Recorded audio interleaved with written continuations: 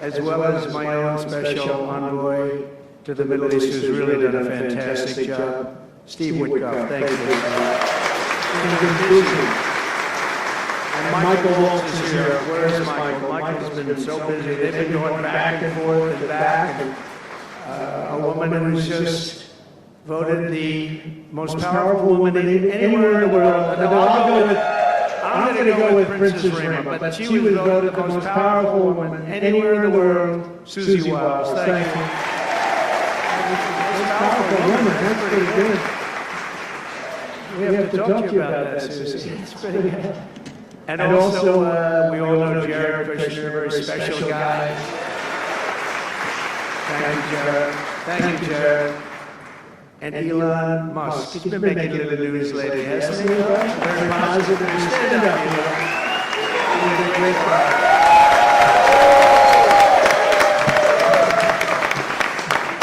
We did a little show last night. I heard they got very good ratings too, by the way. Hannity. Sean Hannity is fantastic, a fantastic man, a fantastic guy, and he did a show, and it was great being on the show with you last night.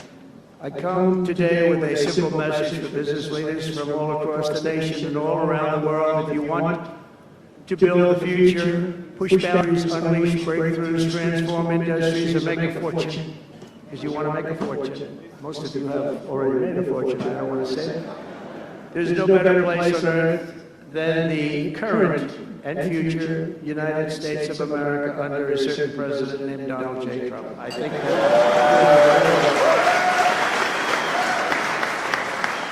they're saying that November 5th, Election Day, 2024 will go down as one of the most important days in the history of our country. They said in 129 years, the most consequential election. I don't know if they're right about that or not, but it sounds good. I wanted to see if I could get a couple of more years stacked on, but I figured the fight wasn't really worth it. 129 is a lot.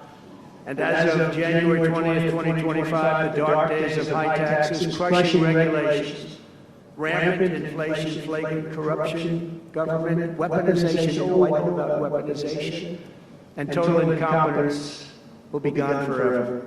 Will be gone forever.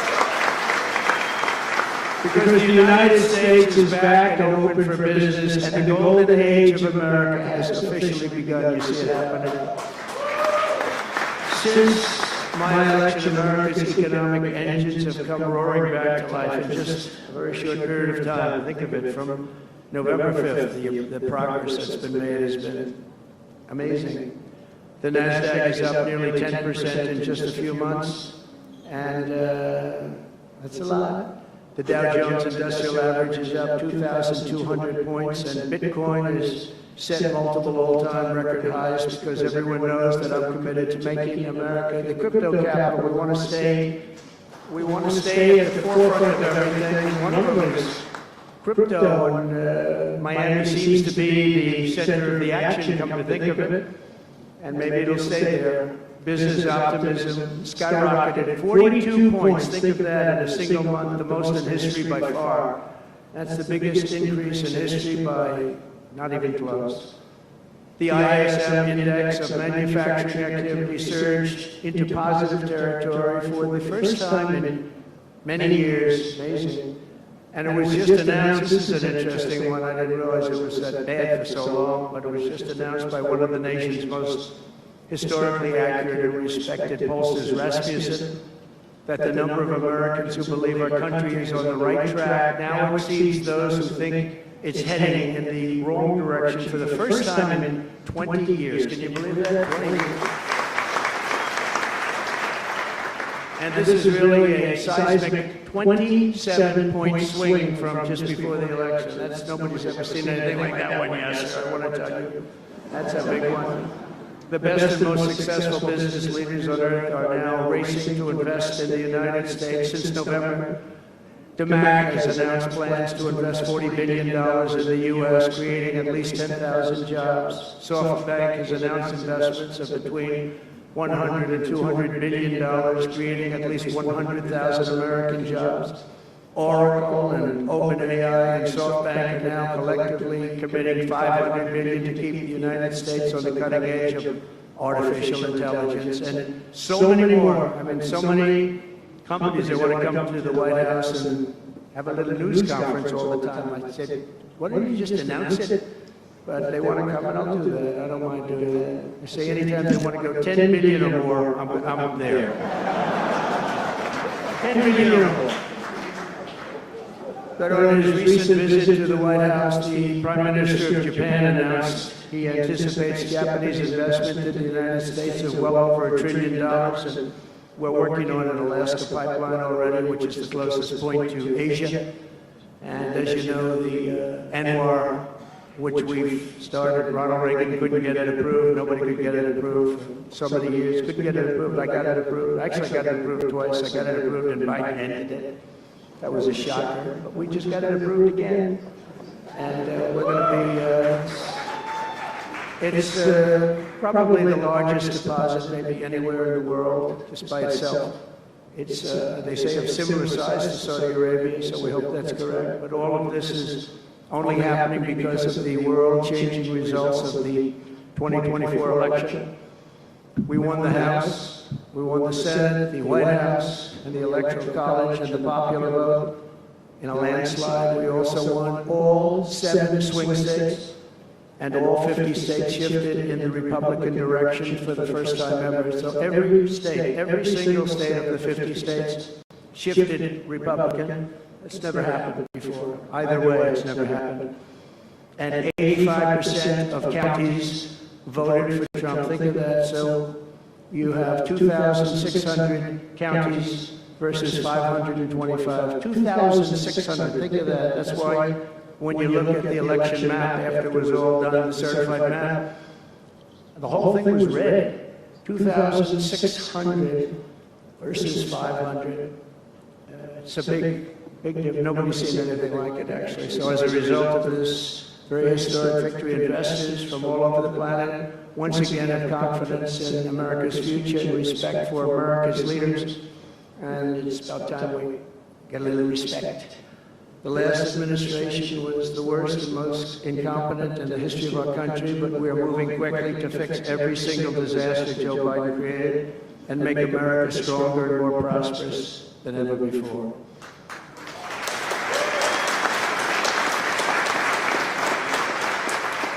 Our first and most urgent mission is to remove the criminals that Biden allowed into our country with the ridiculous and very dangerous open borders policy. They came from all over the world. They came from prisons and jails. They came from mental institutions and insane asylums. They were gang members. They were drug lords. They came from all over, and they were allowed to come into our country. And we're getting them out in record levels, just like they came in record levels. I want to thank Tom Homan and Christie, who was just she's doing a fantastic job, Governor of South Dakota, and Tom Homan, you know, they are doing a fantastic job, and the results are incredible. And every country is taking them back. They're sending their criminals to us, and they're all taking them back. We had a little problem with a couple of them that ended very quickly. And some said, we don't really want MS-13 back in our country. But I said, congratulations, you're taking them back. And they took them back. And by the way, Europe and other places ought to start also doing that. They better start looking at immigration because it's really hurting Europe very, very badly. And they better get smart and they better get tough before it's too late. We're also working to end the highest inflation in our country's history, all caused because they played with our energy policy and wasted money on the Green New Scam and other things such as that. And they wasted money at never seen before levels. If Joe Biden had simply held federal spending at the pre-pandemic levels we had in 2019, we right now would have virtually no inflation. We're trying to balance the budget immediately, and because of the tariff income, which is really, it's already turned out to be amazing, actually. It's really meant more for bringing countries and companies into our country, but it's, the numbers are rather staggering. because we're the big piggy bank that everybody wants to be, and they can play games and they can say, well, there'll be retribution and, you know, equal this and that, but they can't be equal. But we want to keep it so that we're the big piggy bank, and if we had years like we did the last 4 years, that wouldn't have lasted too long. We're not promising it, but, you know, all of these things could happen. We hope to balance our budget, so I don't want to promise it, because if I do and we come about $10 short, the fake news media back there would say, we have breaking news, he did not make it, he did not make it. But we'll get it done very soon. It might not be this year, but it could be this year. Actually, we have a chance of getting it even this year, which people would be shocked at, because they were talking about 10 years, 15 years, 20 years from now. When I took office last month, we inherited the consequences of inflation. That was more than 4 times what it was when I left 4 years ago. Think of that. I left, it was at 1.4%. And the annual government spending over $1.5 trillion more than projected in 2020 alone. $1.5 trillion. But under the Trump administration, all of that is changing faster and more dramatically than anyone ever thought possible. They didn't think it was possible to do what we've done in just a very short period of time.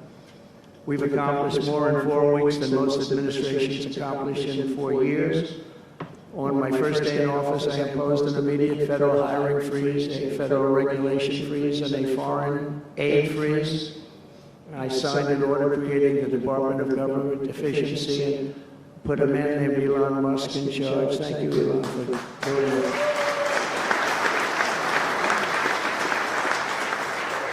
He's doing a great job.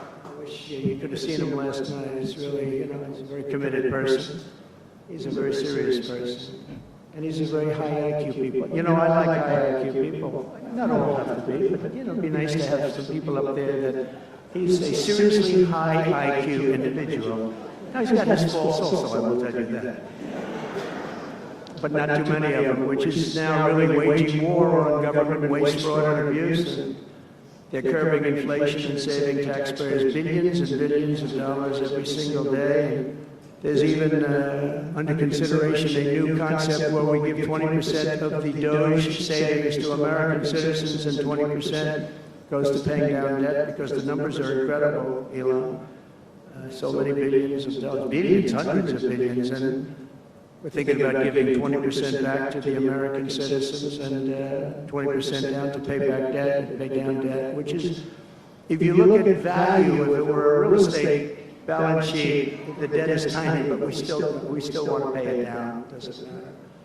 We don't look at it as a piece of real estate. It's America. We're going to get it down through intelligence, hard work, and as Elon said, a word called caring. You have to care. By doing this, Americans will tell us where there is waste. They'll be reporting it themselves. They participate in the process of saving money. So many of the men and women in this room, as an example, they pay tremendous amounts of taxes. And here are just a few examples of where your money was going before I came along. These are just some of the, just taken at random. Oh, there are much worse examples than this. I was just looking at them before the speech, and I can tell you they were much worse. And there are some that are horrible, but I don't want to really say them because they're very, very embarrassing to people. Very, very embarrassing. And they're really something, but you'll be seeing it and you will be reading about it. But just some taken at random, $2 million for sex change operations in Guatemala, $20 million for Sesame Street performances in Iraq. $20 million, that's a lot of money. You know, I know what it costs to do those things. You get a cast over for $50,000, give them a couple of bucks tip, that's it, not $20 million. $20 million, that's gone with the wind on steroids. $101 million for 29 diversity, equity, and inclusion contracts at the Department of Education. Wow. And we've also canceled all of these, saved all of this money. And again, this is just a small sample. This could go on, I could read them all day. $520 million for a consultant. I want to know who is that consultant? To do ESG, that's environmental, social, and governance investments in Africa. $25 million to promote biodiversity conservation and illicit livelihoods by developing socially responsible behavior in Colombia. $40 million to improve the social and economic inclusion of sedentary migrants. Nobody knows what that even means. None of this stuff. Everyone's trying to figure out what the hell does that all mean. $42 million for social and behavior changes in Uganda. 40 million is a lot of newspaper ads in Uganda. $70 million for research of evidence-based solutions for development challenges. $10 million for Mozambique medical male circumcision.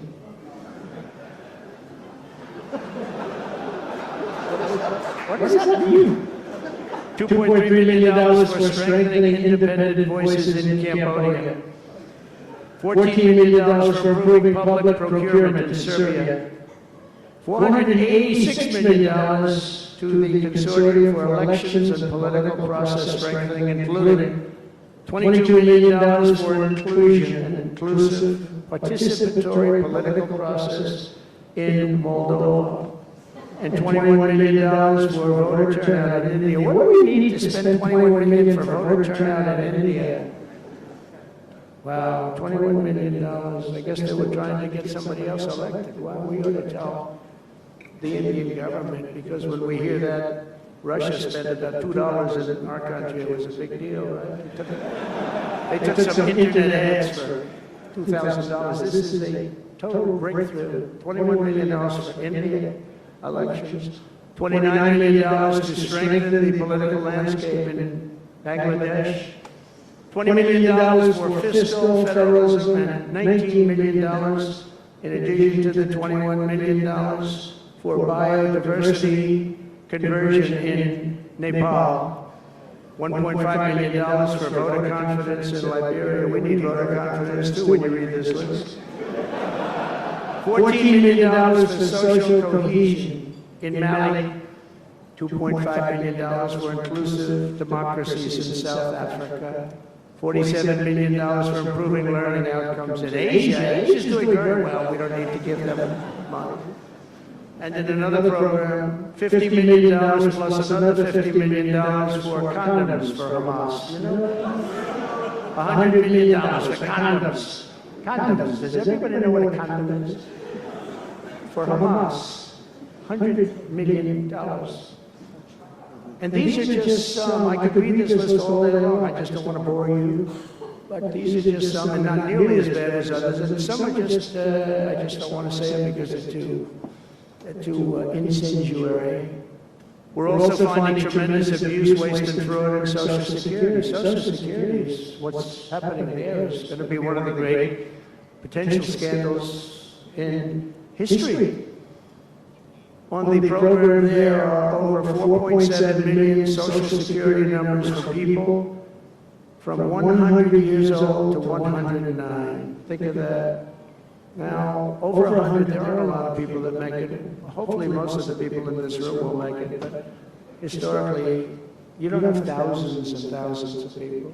But listen to this. 3.6 million people are on Social Security rolls from the age of 110 years old to 119. Do you think there are really that many? Those people are seriously old. But it gets worse. 3.47 million. 3.47 million people are on Social Security from the age of 120 years old to 129 years old. 3.9 million people are on the age of Social Security from 130 years old to 139 years old. Now, the all-time record, I heard, is a woman who was 127 years old. That's the record. A woman from a certain country where they have actually people that live pretty long, actually, and she was 127 years old. That's pretty old, but we're topping her by millions. 3.5 million people from the age 140 to 149 years old. 1.3 million people are on Social Security from the age 150 to 159, and over 130,000 people are on Social Security over the age of 160 years old, okay?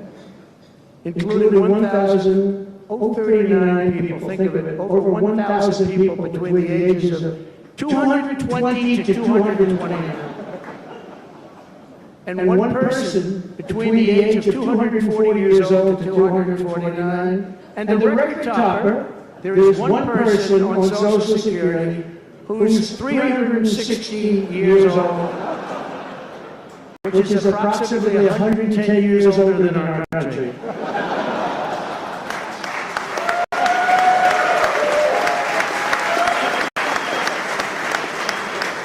So what we're trying to find out, and what we will find out, is are people being paid from all of these, you know, somebody pocketing 10,000 here, 10,000 there, what's going on? So we'll find that out pretty easily because we have a lot of computer geniuses. I said to Elon, who are these people that are doing this, the Doge people? I said, who are they? Where do they come from? He said, well, number one, they love our country. Number two, they're really genius at computers. So nobody's going to fool them. When they go in, they see some bureaucrat that's scamming the country, and they try and talk about, you know, certain computer language. These people say, no, it doesn't work that way. These are people that have a natural ability as you know, brilliant computer people. It was very interesting when he told me that. I said, that's what you need today. But all of these scams have now been terminated. In addition, over the past month, we have effectively eliminated the U.S. Agency for International Development, which was funding much of this lunacy. We virtually shut down the out-of-control CFPB, escorting radical left bureaucrats out of the building and locking the doors behind them. What they were doing was so terrible. Where they were spending their money was so terrible. What we haven't looked at yet, but will be, is does the money come back to them? Because nobody can be stupid like that. And they're not stupid, they're smart, actually. And, you know, why are they doing that? Does money come back to them? So we'll figure that out pretty easily, I think, and quickly. But I've ended all of the so-called diversity, equity, and inclusion programs across the entire federal government and private sector. I notified every single government DEI officer that their jobs have been deleted, they're all deleted. And it's interesting, even these companies that have tremendous amounts of money, a number of them just announced, Walmart, if you can believe it, they just announced that they're stopping. And, you know, these companies are running off like $220 million. How can you spend that much money no matter what you're doing? If you're teaching something, you're going to have an instructor, you're going to talk, you're going to give them a book, please read the book, you know, then you find they spent $225 million on that. What's going on? And we were going in the wrong way. You know, military was really, although I tell you, you know, we defeated ISIS with our military in 3 weeks. General Raisin King he's a real general, not a television general. And 3 weeks ISIS, and I asked him, and I saw some of his people that were so great, the soldiers. We have the greatest military in the world, but we don't have the greatest top leadership. That's why Afghanistan was such a horrible situation, so embarrassing, and so many other things. But when we want to, with proper leadership, there's nobody even close to us. We have the best equipment in the world. We make the best equipment in the world. But we have the best military. You know, we never fight to win. We fight to just keep it going forever. And when we fight to win, there's nobody that can even come close to us. But I was talking to General Dan Kane, we call him Raisin Kane, and I was told it would take about 4 years to defeat ISIS, and he did it in 3 weeks. I said to him, what do you think, General? How long will it take? Sir, I think we should do it in less than 4 weeks. You're going to have time left over, and he did that. And we were told by the television generals it would take 4 years, so we did it. That's when I went to Iraq. I flew to Iraq, and late at night, the dark of night, all the windows closed, all the lights off in the plane, Air Force One. And we flew in, and it was pretty amazing. I'll tell you, we were landing, and there were no lights in the plane. Sir, we have to turn off all lights. I said, we spend $9 trillion, and we have to fly in Air Force One with the lights off. And I went up to the pilot, said hello. And by the way, these guys are like central casting. These are the best looking human beings. Everybody's like perfect. The most handsome people, the best looking people you've ever seen with the flat tops and the whole thing. And I was a little concerned because the lights are off.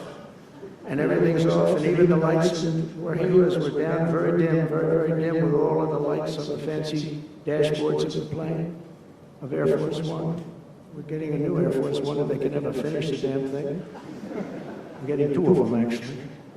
But we may have to go a different route because it's taking them a long time. We're going to get military that's going to start building. We're going to get people to start building properly again in our country because they don't build properly. This is going. But we're up there, and I'm looking at these people, and again, I say, they look like Tom Cruise, but better. Stronger, tougher. And I like Tom Cruise, but these are better. And they said, are we okay, Captain? Yes, sir, we're fine. But I'm looking out, I don't see any lights, and we're landing. And I'm used to that. I like to sit with the pilots a lot and respect the pilots greatly. And we're up there, and we have the computer. I call it the computer voice, where it goes 1,900, 800. It's feet. Your feet above ground, so that means you're very low. And I'm looking out, and my eyes are pretty good. I don't see any lights. And the computer goes out. It sounds like an intelligent individual. It goes 1,000. We're 1,000 feet up. It's a 10-story building. There's a big plane. And then it goes 900. 800, 700. I said, Captain, we don't see any lights. Is everything? Yes, sir, everything's fine, sir. We'll be landing in 3 minutes. And then it goes like 600, 500. Captain, we okay? And then he goes 400, 300, 200, and I'm saying, man, there's nothing out there. And then he goes, boom, perfect landing right on this thing. There are no lights on the runway. There's no, I don't know how the hell they do it, but I'm sure as hell glad we had somebody that knows how to fly. But they didn't want to have any lights because they didn't want the enemy after spending years and trillions of dollars. We have to land with Air Force One with no lights on the runway. But they were incredible people. And then I got out of the plane and actually asked my people, I said, excuse me, I was very brave sitting in that cockpit. Am I allowed to give myself the Congressional Medal of Honor? And they said, I don't think so, sir. I said, well, I thought I was extremely brave. But now here's the problem with saying a story like that when you're a kid. The press will say, President Donald Trump wanted to give himself the Congressional Medal of Honor. Headlines all over the fake news. We go with the fake news, but we're all wise still. But it was something, and then I went down, and it was the same thing. I'm standing on the tub, and I look down, and there's these handsome people. Everybody's like from a movie set. Good-looking guys. I get down the stairs. What's your name? My name is Kane, sir. What's your first name? They call me Raisin. They say, wait a minute, your name is Raisin Kane? I love you. I've been looking for you for 5 years. You are the great. This is what I want. And there was a general next to him, there was a colonel, there was a drill sergeant, a master sergeant. They were all like people. I could make a movie right now. I'd have the best looking people ever. And they were great. And then I went in and, sir, would you like to rest before the meeting? No, I don't want to rest. I don't want to rest. I've been resting on the plane. Other than the last few moments, which were quite harrowing. And I said, I don't want to arrest. He was thinking about Biden in advance, Biden would have gone there and would have arrested for days. And then they wouldn't have a meeting. He'd just go home. No, I said, I don't want to arrest. I don't want to arrest at all. I want to go. So we went into this bunker, and we had a lot of very good, talented people. And that's what I asked them. I said, I'm hearing it's going to take a long time. No, that's not right, sir. It's not going to take a long time. We'll have it done in 4 weeks. I said, how can you say 4 weeks when in Washington they said 4 years? They said, 4 weeks, sir. We'll hit them left, we'll hit them right, we'll hit them up the center, we'll hit them underground and overground, we'll knock the hell out of them, sir. And I said, why is it that they said so long? Because they wouldn't let us fight. And we're very far away. They want us to fight from this airport. We're very, very far away, sir. and they want us to fight here. We have many substations out, sub-airports, they call them, remote airports, where they build them in the sand, and we have many of them, and I'd use them all, sir. And I would hit them so hard from so many different directions. I said, well, what do you think? He said, you just let me know. I called him back, and I said, go ahead and do it. Are you sure you can do this, General? I said, yes, sir. And he did it actually in 3 weeks. It was over 100% of people that are really hurting the Middle East, hurting the world. And it was done. And I'll tell you, we have the greatest military in the world, but you have to use the right people. But there's nothing like what they were able to do in that case and in other cases wherever I gave them something. It was done incredibly well. And you know many of the instances because it's been well reported. But we've also required, we have a country that's a great country. It's a strong country, but it's a country that's just now gaining its respect back to the levels that it should have never lost. We were being laughed at by the entire world, but we're not being laughed at anymore. But we've also required that all federal employees must once again show up to work. It's a new phenomenon, since COVID. Show up to work in person like the rest of us. So, it doesn't work when you don't show up. And I see companies now are all going back to it. They're all going back. It's great. I watch some of the big business leaders saying we absolutely are going back. You can't work at home. They're not working. They're playing tennis, they're playing golf, or they have other jobs. But they're not working, or they're certainly not working hard. You could never build a company or a country with that. So we have a very strong policy, and if they don't show up to work, they get fired. And we're trying to make our government smaller but much stronger. And we have tremendous bureaucracy, but it's happening. A lot of people are leaving, and in some cases leaving with pretty good offers. You paid 7 or 8 months and go out and find a job. Some of these people had jobs. They were actually working for us, but they also had other jobs. And those people, in theory, they had problems. I don't know if we're going to do anything about that. So we have other things to do, but they were working other jobs instead of working for us. So they were staying home working, but they were working other jobs, getting paid a lot of money perhaps. We offered deferred resignation buyouts to all federal workers, resulting in more than 75,000 bureaucrats voluntarily surrendering their taxpayer-funded jobs. A lot of them are leaving because they don't want to be caught having a second job. Some are leaving because they didn't want to be in government any longer. And some are leaving because they didn't want to show up to work. They wanted to work outside of an office. And that's never going to work for anybody, including companies. Companies ought to get smart. You watch these companies where they do that, they start going bad. Nobody knows what's wrong with this company. We'll try getting the people back into the office where they can be cohesive and together. In less than a single month, the Department of Government Efficiency has already saved over 55, this is just a short period of time, $55 billion. And we're just getting started. That's nothing compared to the numbers that we're talking about. Right? We're ending trillions of dollars in waste. It'll mean much lower inflation, lower interest rates, lower payments on mortgages, credit cards, car loans, and much higher stock markets. I think the stock market's going to be great. In other words, we will rapidly grow our economy by dramatically shrinking the federal government, and we have to do it. I'm also taking fast action to end the radical left nation-wrecking crusade against oil and natural gas. Over the past 4 years, the Biden administration cut the number of new oil leases and gas leases by 95%. They slowed new pipeline. I mean, look at the Dakota Access, they wanted that one knocked out. The Keystone Pipeline, they wanted that one knocked out. They ended the Keystone. We got the Dakota Access done, but it wasn't easy after they tried to stop it. They slowed new oil and gas pipeline construction to virtually a halt. They shut down 38% of active oil and gas rigs in the United States, but they let the wind turbines go round and round and round. If the wind doesn't blow, they got problems. They kill all the birds, they ruin the sightlines, they ruin the plains and the beautiful areas of our country, including the oceans, the lakes. They closed more than 50 power plants, all causing energy prices to skyrocket. You saw that happen. That's what caused inflation, pretty easy.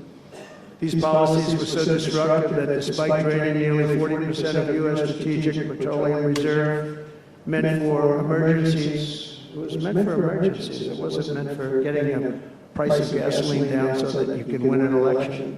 It didn't work for winning the election. Actually, there's so many people that are driving that it's a very small number. It just had a very small effect, but in the meantime, it takes it down. Now it's at the, we'll fill it up fast, but it's at the lowest level. When we made the transition, it was at the lowest level in history, ever recorded, the lowest level. Nobody's ever seen it that way. They put it all out because they thought they could keep gasoline prices down a little bit, just go past the election, and after that, they didn't care. And it didn't work because they didn't get elected. I got elected. But the price of gasoline still rose over 35%, and in some cases, at some periods, it was 100% and 125% during certain periods of time. Under the Trump administration, we have implemented a very different plan. You probably heard of it. It's called Drill, Baby, Drill. And we're doing it. The world runs on low-cost energy, and energy-producing nations like us have nothing to apologize for. We have more energy than any other nation in the world, and we're going to use it. And we're going to use it on AI plants. I was telling some of the people that came in, and they're very interested. Everybody's talking about AI. I hope you're right. I don't know, who knows. But Ilana, they're right. Are they right in going all AI? They are all in for AI. The problem is, to do it, just in our country, you need twice the electricity just to open up and be the top of AI. You need twice the electricity that we have right now in the entire country. You take all the electricity, you need more than twice. You need twice, you need double what we have right now just to fuel this new industry that's growing. I was amazed when I heard that number.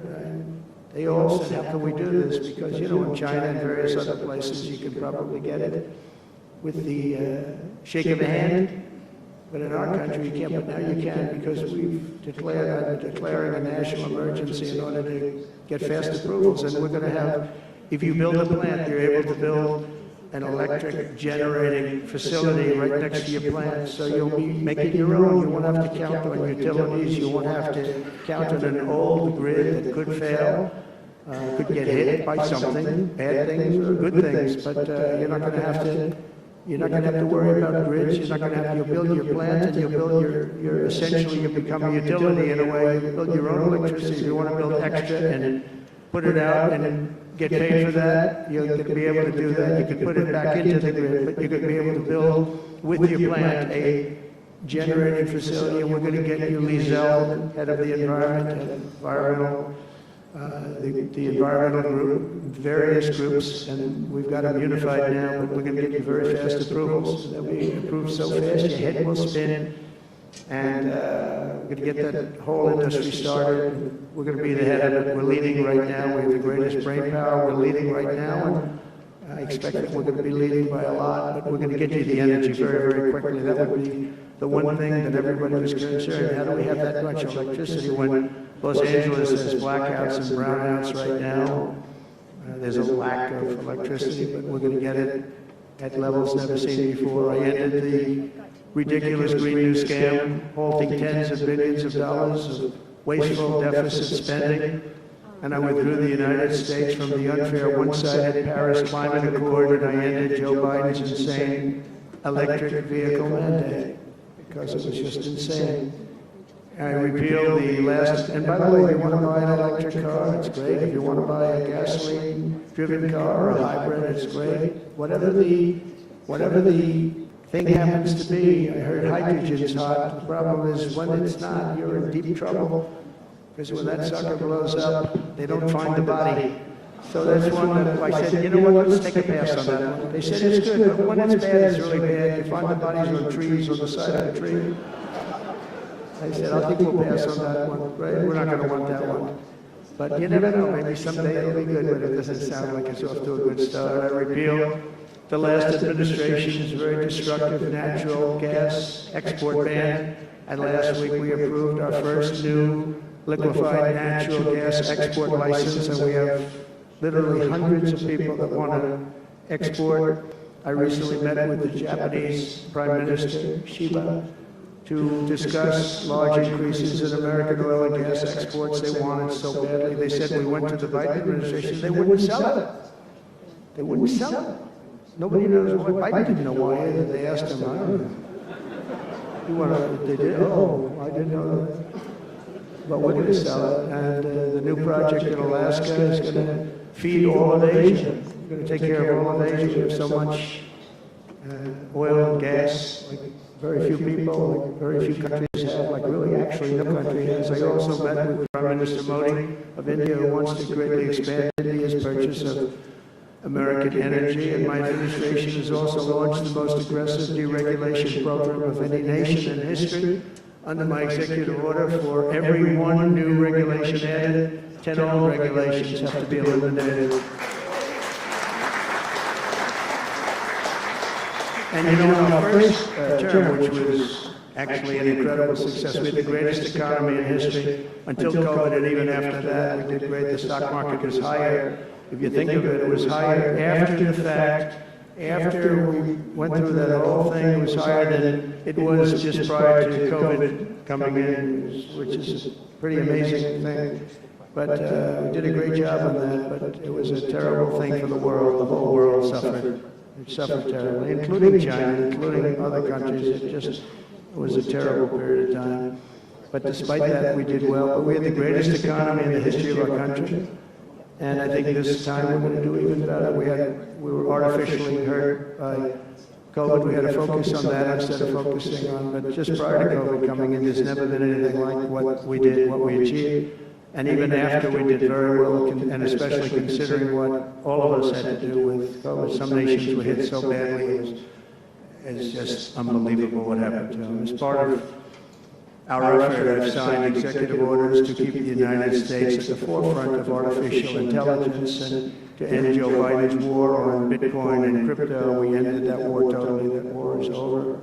They were very hostile toward them until the very end, just because there's so many people on Bitcoin and crypto that just before the end, the SEC came out and they were being very nice. I was so nice to people because so many people were being indicted for no reason whatsoever. Very political group of people. All they did was they liked indicting people, but they were being indicted, and many of those indictments were dropped just before the election because they said, wait a minute, there's 100 million, 125 million people using this, and they didn't want to have, you know, all these people being voted against. But by the time they did that, it was too late. We had that vote entirely, I think. I think anybody smart that believed in that, and there are a lot of people believing it, anybody that was smart voted for Trump. And they pulled the indictments. I see people that were indicted, they said, I saved your life. I saved your life.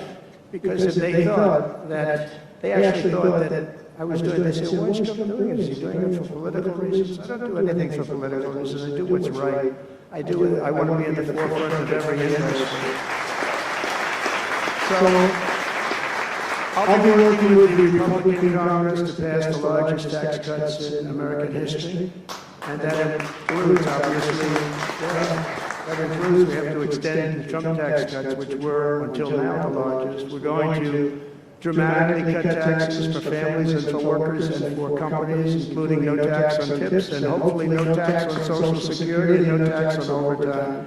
And that overtime one is a sleeper, because I think a lot of people are going to be spurred on to do a lot of extra work when they hear that. A lot of companies really like it, a lot of people really like it. The new Trump tax cuts will also include 100% expensing for new factory construction in the United States and anything else that you're going to buy with capital. If you buy something that is going to be good for our country, we're going to let you expense it, 1 year expense. And I did that the first time, and everybody was saying, can you go back to that? Now you still get, I guess, 40% or whatever, but it, pares down. But we're going to bring that right up to the top level. I think that had a lot to do with the success that I had during my first term.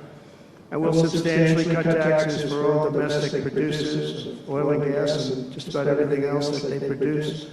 In my first term, I brought the business tax down from around 40% to 21%, which everybody said was an impossible thing to do. I cut it from 40 to 50. It actually was stated, said it was much higher than 40, but I got it down to 21%, and now I'm bringing it down to a goal of 15%, but only if you make your product in America. In other words, you're going to be at 21%, but if you make your product in America, you're going to go from 21 to 15. If you don't, you're going to be 21%, which is still lower than anything. So guys like Elon are going to come and produce great cars in the United States. So a lot of people will, a lot of people call, a lot of car companies are calling. They called me, three of the majors, they called and they said, we're looking all over the place, we want to be there.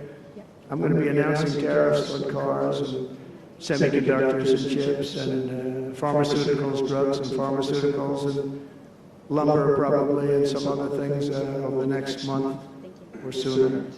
And it's going to have a big impact on America. We're bringing our businesses back. If they don't make their product in America, then they very simply, they have to pay a tariff. But if they do make their product in America, they don't have to pay any tariff, which will bring, it's all going to bring trillions of dollars into our treasury, or it's going to mean that there won't be any taxes because we want to have a fair base. If they don't have it, we don't have it. If they don't pay, if they don't charge us, we don't charge them. It's pretty simple. The Republican Party is once again the party of common sense. We're a party of common sense. We want strong borders. We don't want men playing in women's sports. We don't want to have transgender for everybody.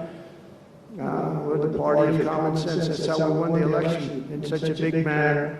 We'll no longer allow other countries to ransack and plunder our nation. That's why I have announced that we will soon begin imposing reciprocal tariffs on any country that engages in unfair and unequal trading practices.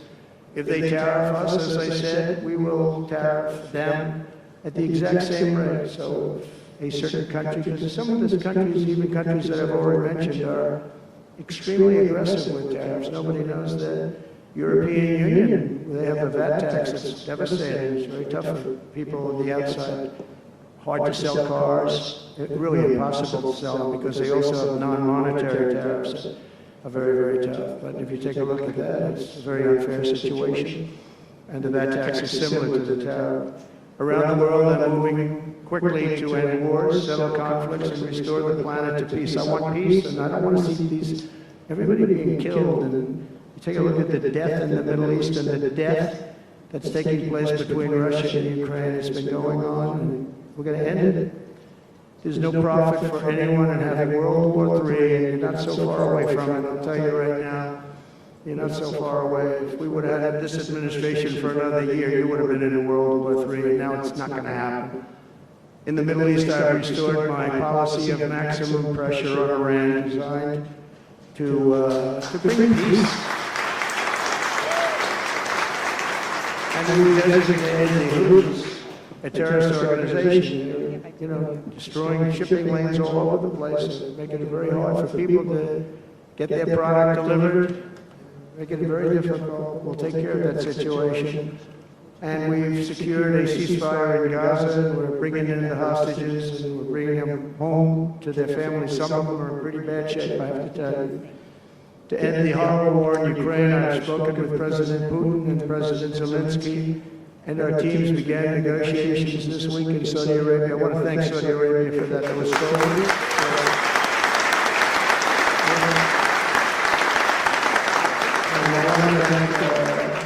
in particular, we have so many of the people, yes, and Mohammed, all people, but in particular, we have to thank Crown Prince Mohammed bin Salman for hosting these historic talks.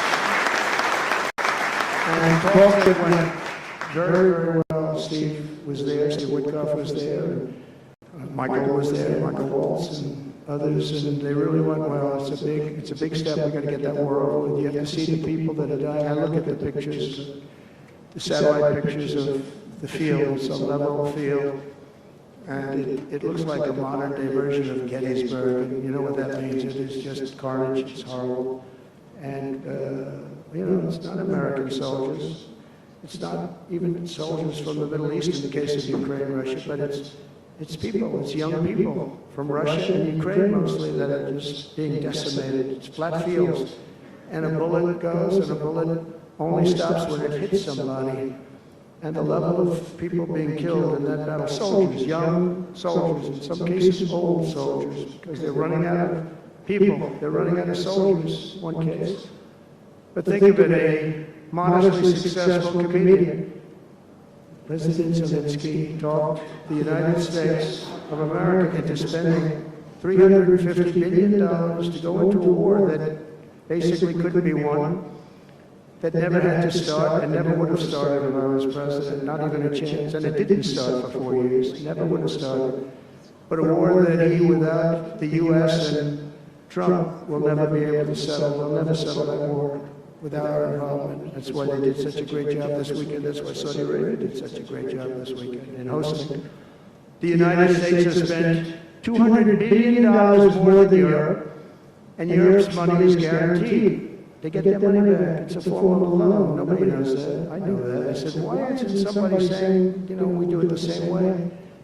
And we spend much more money. We have to equalize. But while the United States gets nothing back, so they get their money back, it's a loan. We just give our money. And we had a deal based on rare earth and things, but they broke that deal. But they broke it 2 years ago. We had a deal because they said, we're spending $350 billion, and Europe gets their money back in the form of a loan, and we don't. We're just giving the money hand over fist. That's the Biden administration for you. But they're no longer dealing with the same United States as they were dealing with a few months ago. Why didn't crooked Joe Biden demand equalization, and that this war is far more important to Europe than it is to us, and that is a very big, beautiful ocean and a separation. This is, we're helping Europe, we're trying to help Europe. On top of this, Zelensky admits that half of the money that we sent them is missing. They don't know where the money is. He said, well, we don't know where half of it is. That's great, wonderful. He refuses to have elections, slow, and the real Ukrainian polls. I mean, how can you be high when every city is being demolished? It's hard to be. Somebody said, oh, no, his polls are good. Give me a break. Every city is being demolished. They look like a demolition site, every single one of them. And the only thing he was really good at was playing Joe Biden like a fiddle. He played him like a fiddle. That's an expression we use, yes, sir, to say that he's pretty easy, A dictator without elections. Zelensky better move fast, or he's not going to have a country left. Gotta move fast. That war is going in the wrong direction. In the meantime, we're successfully negotiating an end to the war with Russia. Something we'll admit that only Trump is going to be able to do with the Trump administration. We're going to be able to do it. I think Putin even admitted that. Biden never tried. Europe has failed to bring peace, and Zelensky probably wants to, maybe he wants to keep the gravy train going. I don't know what's the problem, but he hasn't been able. He's very upset that he wasn't invited. He could have come if he wanted to, but that he wasn't invited to Saudi Arabia. But he's been working for 3 years. There's never been even meetings or phone calls to stop this war. It's a horrible thing. I figure Russia's lost 900,000 soldiers. I think that Ukraine's lost probably 700,000. And it's a terrible thing. You'll see bodies and body parts all over the field, all over. We see them very accurately through satellites. I love Ukraine, but Zelensky has done a terrible job. His country is shattered, and millions of people have unnecessarily died. And you can't bring a war to an end if you don't talk to both sides. You got to talk. They haven't been talking for 3 years. So we hope to see a ceasefire soon and to reestablish stability in Europe and the Middle East. Thank you very much. As I've said before, it's my hope that my greatest legacy will be as a peacemaker and a unifier. That will be a great legacy. So in conclusion, the golden age of America is upon us, and I'm inviting everyone here today and every citizen across our land to take part in the most extraordinary period of peace, prosperity, growth, innovation, wealth creation, and expansion the world has ever seen. We're on our way. I mean, everyone's talking about us. 3 weeks, we're in there for a couple of days more than 3 weeks, and everyone's talking about it. You have to see the crowds of people outside. It's pretty amazing what's happening. We're on the verge of soaring markets, surging incomes, booming production, groundbreaking technologies, thrilling discoveries, and a quantum leap in the quality of life. Absolutely a quantum leap. One day, very soon, our country will have the greatest economy in the history of the world because we once again have a president who puts America first, and we put America first, and your country should put your country first. But in the end, we want America first, and when it's all beautiful, which is going to be pretty soon, we want to help other countries, and you want to help other countries. But, you know, I tell your leaders, and some of the leaders are in this room right now, you've got to put your country first. Whether it's Saudi Arabia, whether it's something else, you've got to put your country first. But we're going to have plenty left over to help others also. As long as you invest in America, build in America, and hire in America, that means that I'm fighting for you, and I'm fighting very hard for you. Together we're going to make the United States of America bigger, better, bolder, richer, and greater than ever before. It's going to be stronger than ever before. We're going to be a peacemaker, a peacekeeper. We're going to stop people from these stupid, never-ending wars. We're not going to partake in them ourselves, but we'll be stronger and more powerful than anybody by far. And if it ever came to war, there is nobody that will be able to come close to us, but we don't think that's going to ever happen. So I want to thank you all very much. It's a great honor to be here, and I think somebody said they're going to ask questions, and I didn't say, gee, what other questions like Biden does. I say, just ask, it doesn't matter. You ask a question and I give an answer. So I think, Richard, you're going to come up and you're going to give me some questions. Thank you. Thank you.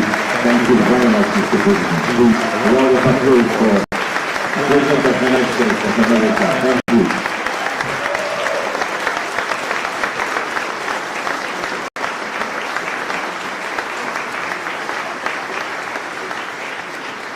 Mr. President, thank you for accepting to take a few questions.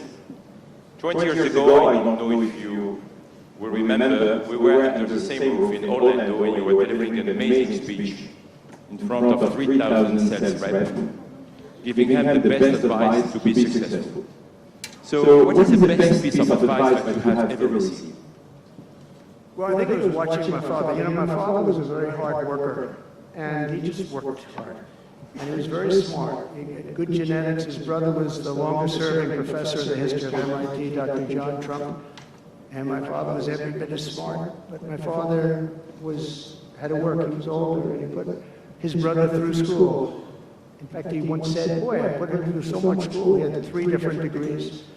And they asked him to stay on at MIT, but my father was the same ilk. And I noticed that my father was a happy man. And what he did is he worked. He just worked all the time. He worked. And he loved it.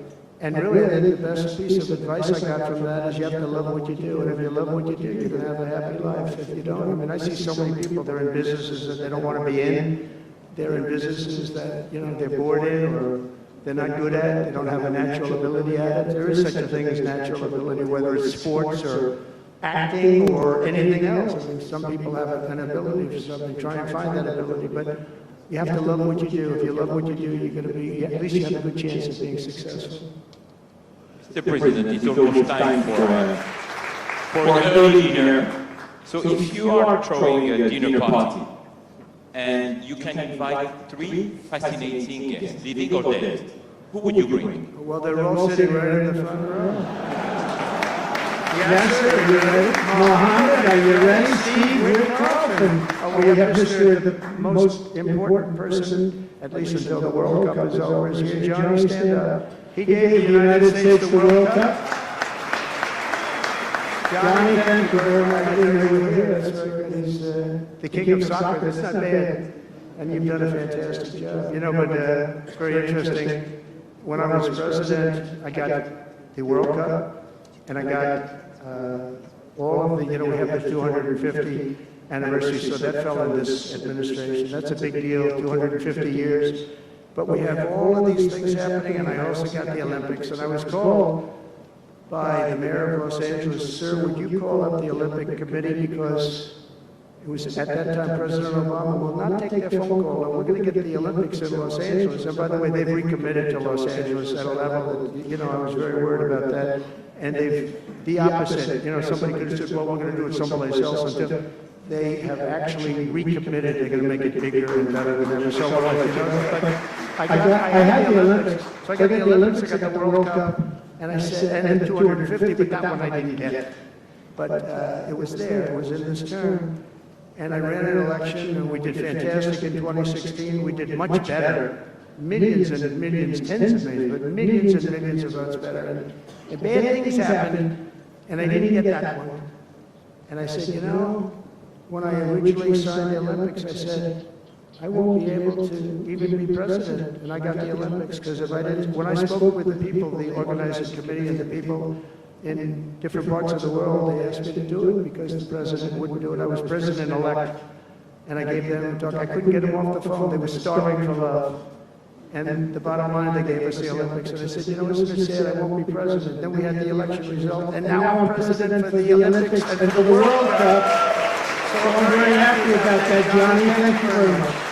Thank you. I'll be there. I promise I'll be there. And by the way, Mr. President, backstage you have a gift from Gianni. He gave us the first ball with your name, which will be played for the World Cup in America. It's going to be great. Thank you, John. Very much. I doubt that any day you will take a sabbatical year, but if you could take a sabbatical year, Mr. President, what unconventional thing would you do? Sabbatical. You don't work for 1 year. But you said Sabbath. It's a big difference. It's almost the opposite when you think about it, right? I think what I do is, look, what I'm doing now is the most exciting job in the world. It's a hard job, not an easy job. It's a nasty job. It could be a lot easier with, you know, I think that the news media has to straighten themselves out because people are getting it, you know, they're losing tremendous popularity and they've lost their prestige and they've lost their credibility.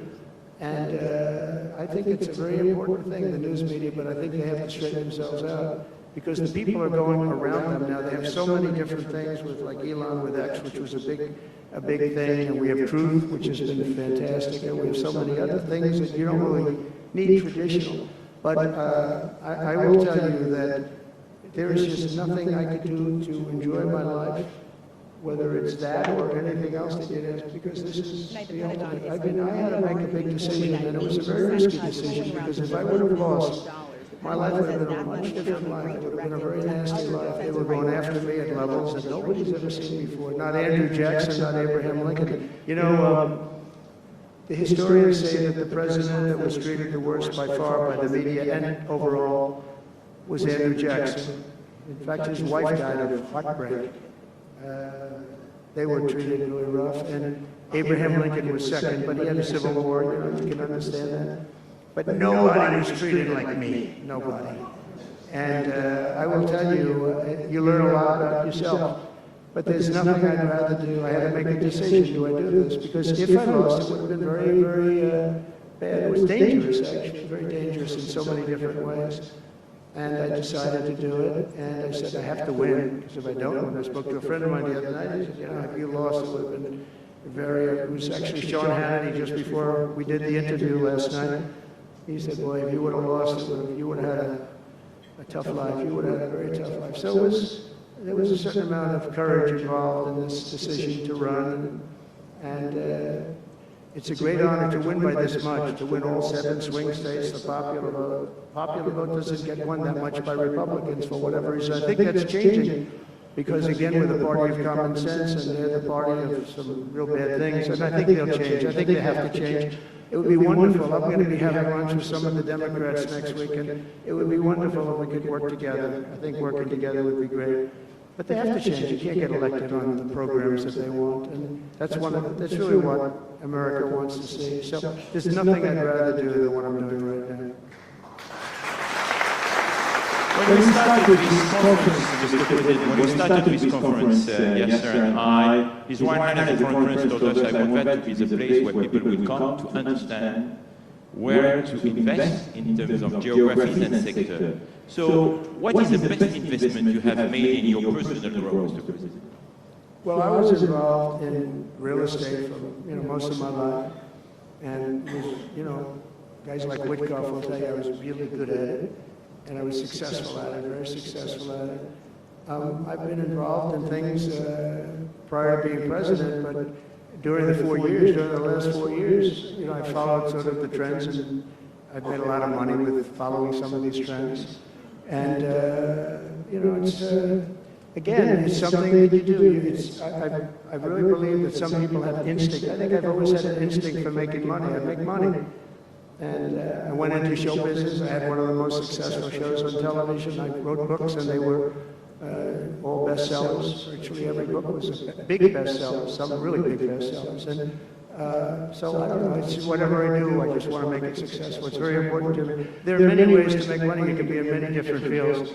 And a lot of them is being in the right country. You know, if you're in a certain country, our country is actually getting very bad, a very dangerous place, actually.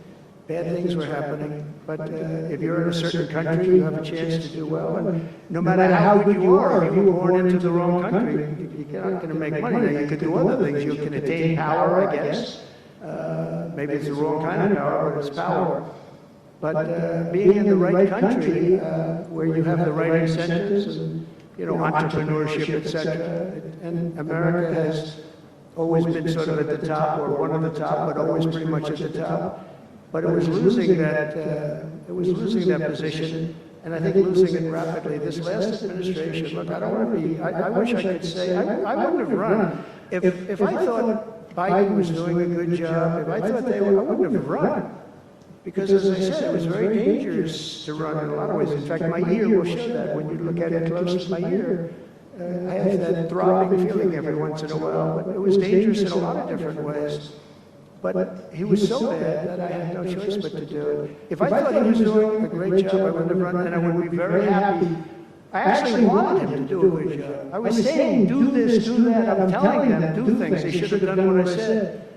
And but I would have been very happy not to have run, and frankly to have seen somebody do a good job. But our country was going to hell, and I really sort of had to run.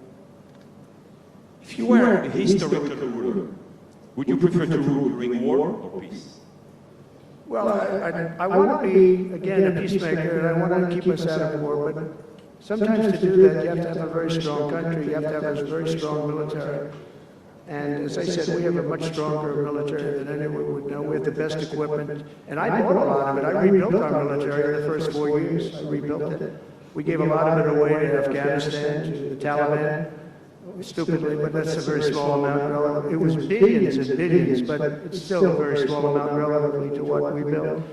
But I largely rebuilt our military. Now I'm going to have to do it again because so much has been given away, so much has been treated so badly.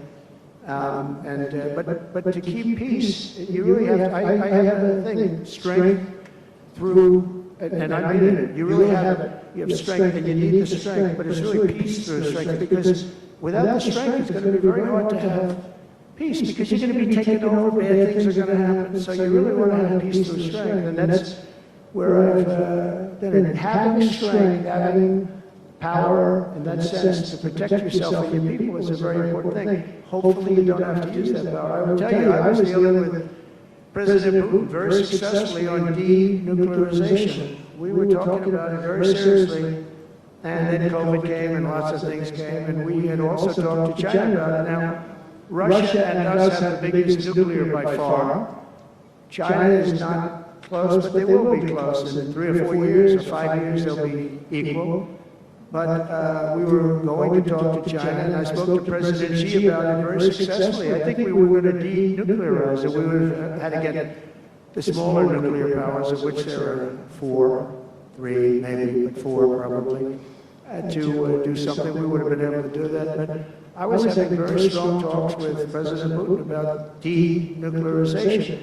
And, you know, you're president, you get presentations about what we're building, what we're having, the power of weapons, the power of many things besides weapons per se. When I saw the power of nuclear weapons, and we can never let that happen. If that happens, the ball game will be, the world will be destroyed. The power is so enormous. You look at Hiroshima, you look at Nagasaki, Multiply that times 500 times, and the world would be destroyed. So you want somebody as your president, or you want somebody as your leader that understands that we just can't let that happen. We can't let other countries get nuclear weapons.